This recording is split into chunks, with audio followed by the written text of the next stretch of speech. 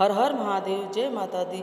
नवरात्रि में समापन से पहले हवन और पूजन करने की परंपरा है। मान्यता है कि नवरात्रि में अष्टमी या नवमी तिथि पर हवन करने से मां भगवती प्रसन्न होकर अपने भक्तों की सभी मनोकामना पूर्ण कर देती हैं। हिंदू धर्म में नवरात्रि पर्व के समापन पर हवन करने का विशेष महत्व होता है। तो आज की इस वीडियो पर आप जानेंगे नवरात्रि के सरल हवन विधि के बारे में। अगर आपके पास समय हो तो, सामर्थ्य हो तो आप अष्टमी या नवमी तिथि के जिस दिन भी आपके यहाँ पर हवन होता हो, कन्या पूजन के पहले पुजारी जी को बुलाकर उनसे हवन करवा सकते हैं। अगर आप ऐसा करने में समर्थ नहीं है तो, आज समय नहीं है तो आपको पूरा विधि विधान से हवन के समय कैसा किया जाता है, किस तरह से आहुति दी जाती है, कौन कौन से मंत्रों का जाप आहुति देते समय करना चाहिए, सारी बातें इस वीडियो में जानेंगे। और कुछ सामग्री ऐसी है जो खास मनोकामनाएं की पूर्ति के लिए हवन में डाली जाती है, तो इनका महत्व होता है, यह वीडियो के अंत में जानेंगे। वीडियो का आप अंत तक जरूर देख लीजिएगा ताकि आपकी जो भी समस्या है उसके निवारण के लिए या कोई खास मनोकामना की पूर्ति के लिए आप किसी सामग्री से हवन कर सकते हैं।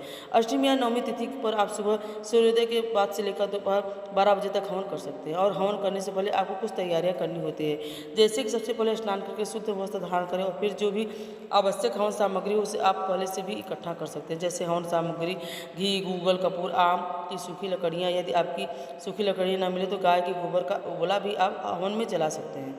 इसके अलावा बतासे, रोरी, अक्षत, पुष्प और कन्याओं को जो भी भोग आप लगाएंगे, हलवा, पूड़ी, खीर, चने आदि का, उसे भी आप पहले से ही बनाकर रख लें, क्योंकि इस हवन में सामग्रियों से भी आहुति दी जाती है। अग्नि के देवता को भी भोग समर्पित किया जाता है। तो सबसे पहले जो जहाँ पर आपकी चौकी आपने सजा रखी है वही पास में ही उत्तर पूर्व दिशा की ओर करके हवन कुंड को रखें। अगर हवन कुंड ना हो तो परात है फिर मिट्टी से बड़े से पात्र का प्रयोग भी किया जा सकता है। नीचे आप ईंटें लगा दें। आप हवन कुंड में सबसे नीचे आम की सूखी लकड़ियाँ रखें। पास में हवन सामग्री जो भी उस आहुति देने वाली सामग्री है वो रख लें। अब सबसे पहले आपको संकल्प लेना है। दाहिने हाथ में जल, पुष्प और अक्षत लेकर इस प्रकार बोलना है कि अपने परिवार और अपने सबके कल्याण के लिए माँ दुर्गा की प्रसन्नता हेतु यह हवन कर रही हूँ या कर रहा हूँ। संकल्पित जल को भूमि पर छोड़ दीजिए। अब हम सबसे पहले आवाहन करेंगे। सबसे पहले ओम श्री गणेशाय नमः बोलकर भगवान गणेश जी का आवाहन करके ओम आचार्य नमः, ओम ब्राह्मणाय नमः, ओम अग्ने नमः कहकर हवन कुंड का पूजन करेंगे। हवन कुंड में तिलक लगाएंगे। तिलक लगाते समय रोरी, कुमकुम, अक्षत और पुष्प अर्पित करेंगे। फिर अग्नि प्रज्वलित करने के लिए जो आम की सूखी लकड़ियाँ रखी है उसके ऊपर कपूर रखकर जलाए। अब घी से आपको 3 बार आहुति देनी है। सबसे पहले बोलना है ओम अग्ने नमः स्वाहा, ओम सोमाय नमः स्वाहा, ओम प्रजापतये नमः स्वाहा। स्वाहा कहते हैं आपको घी की आहुति देनी है, यानी कि जलती हुई अग्नि में घी डालना होता है। अब हम देवी दुर्गा के मंत्र से हवन करेंगे। प्रत्येक आहुति पर आप घी और हवन सामग्री में डालें। परिवार के जब बहुत सारे सदस्य मिलकर हवन कर रहे हों तो एक सदस्य स्वाहा करते हुए समय घी में आहुति दें। बाकी जो सदस्य है वो हवन सामग्री में घी मिलाकर उसके बाद अपनी 3 उंगलियों से आहुति दें और इस प्रकार से कहें।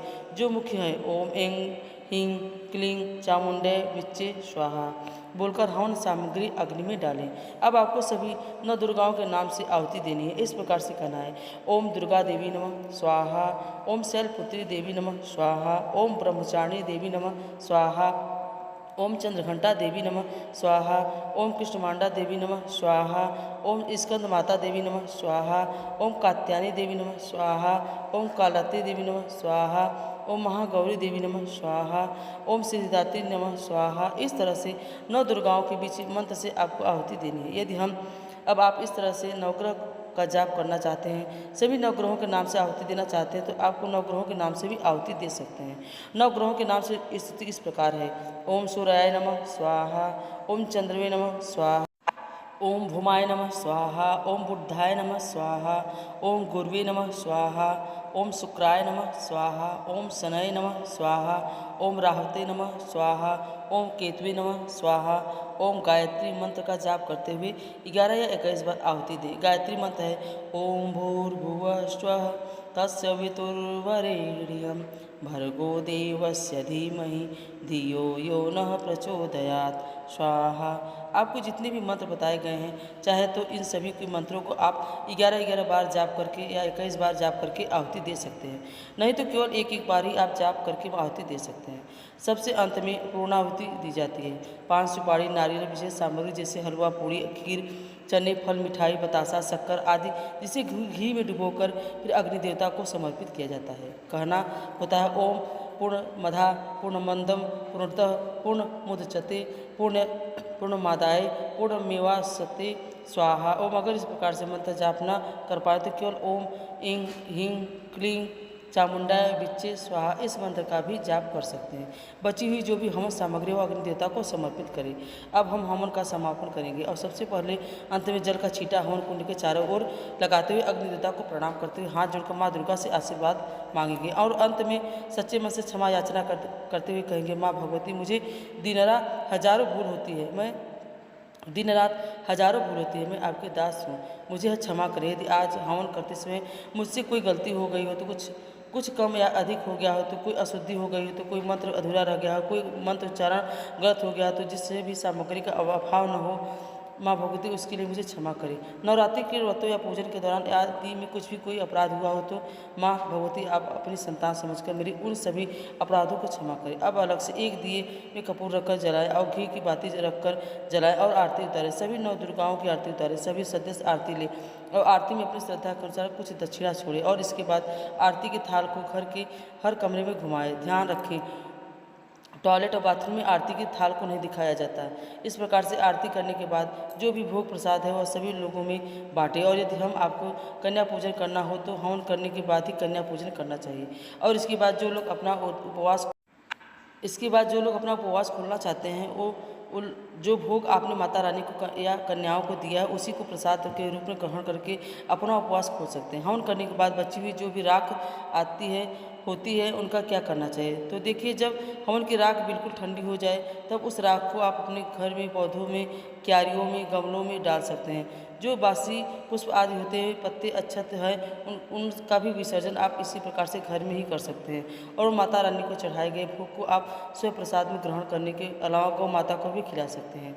इसके बाद जो लोग चाहें शाम को सूर्यास्त से पहले अपने कलश विसर्जन या दुर्गा विसर्जन भी कर सकते हैं। अब जान लेते हैं उन विशेष हवन सामग्री के बारे में जिनका उपयोग आप इस बार अपने घर के नेगेटिव को, दुख दरिद्रता को दूर करने के लिए कर सकते हैं।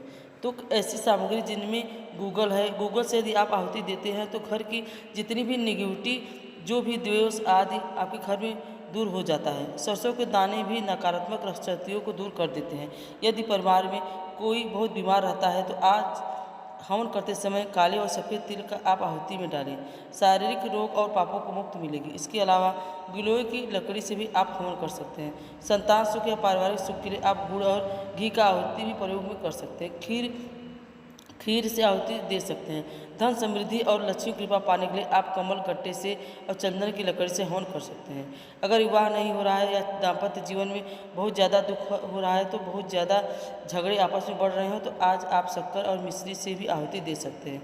सभी प्रकार के कष्टों को दूर करने के लिए और हर काम में सफलता प्राप्ति के लिए पान, सुपारी, लौंग, इलायची, नारियल से सूखे गोले से आहुति भी दी जा सकती है। इन सभी सामग्री को घी में डुबोकर ओम ह्रीं ग्रीं क्लीं चामुंडाय विच्चे स्वाहा इस प्रकार से कहें और आहुति दें।